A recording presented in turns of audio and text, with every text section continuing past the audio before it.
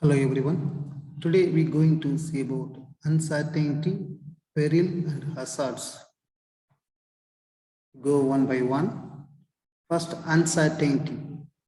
Uncertainty refers to a situation where the outcome is not certain or unknown. So you are not sure about the result, what going to happen in the future. That is called uncertainty.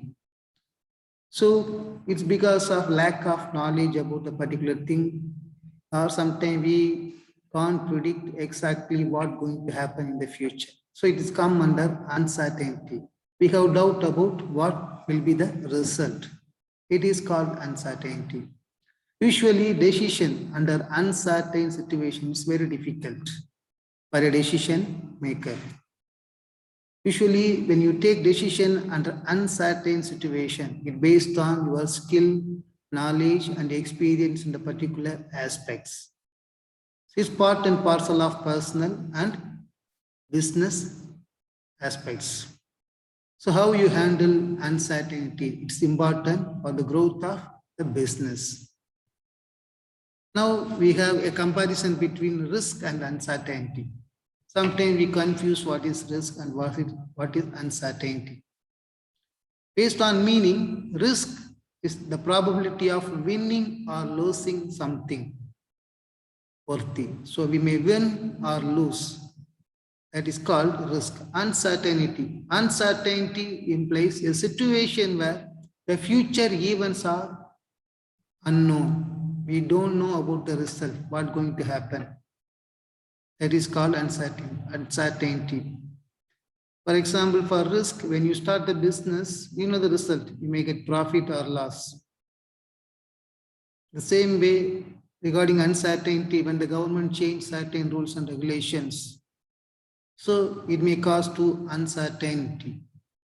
Next, second aspect, ascertainment. You can easily measure the risk, but uncertainty we cannot measure. Since it doesn't know the result, the outcome is very difficult to measure. Third one, chances of possible outcomes are known. What are the possible outcomes or result may arrive? That we can know under risk. But under uncertainty, the outcomes are unknown. We doesn't know what will be the result. Then fourth one is based on control.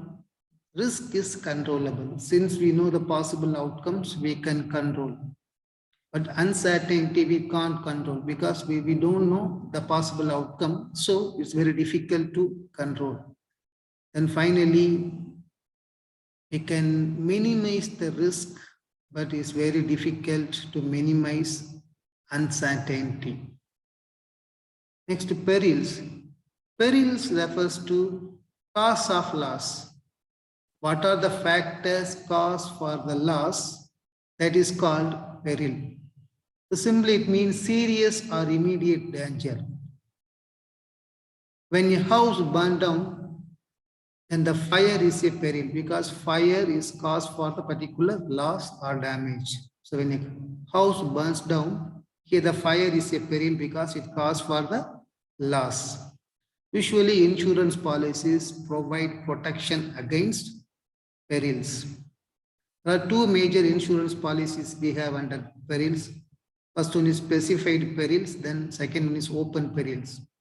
Under specified perils, in this kind of insurance policies, they specifically mention the list of covered perils. So under this contract, they specifically mention list of covered perils.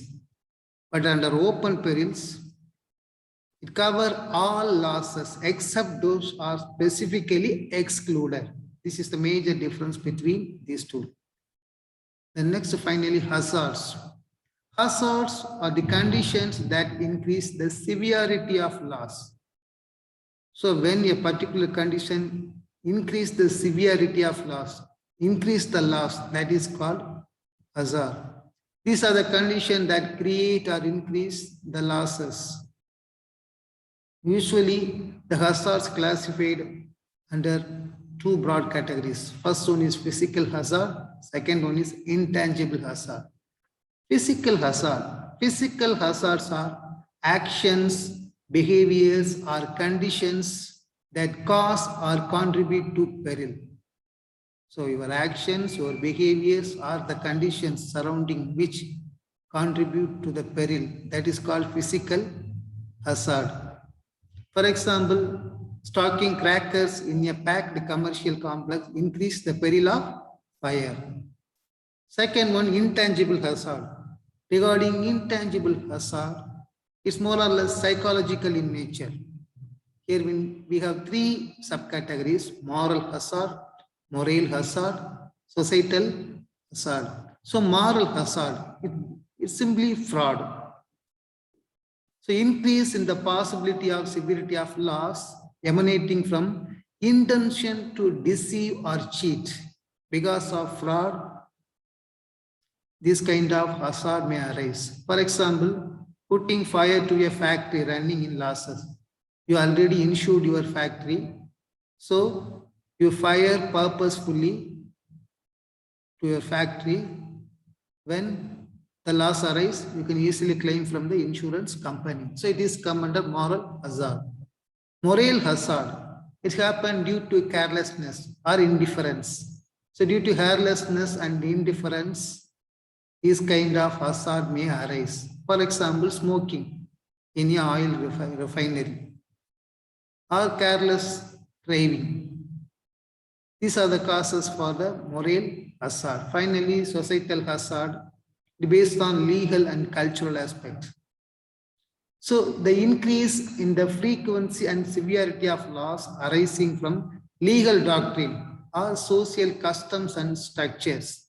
This is called societal hazard. For example, the construction or possibility of demolition of buildings in unauthorized colonies.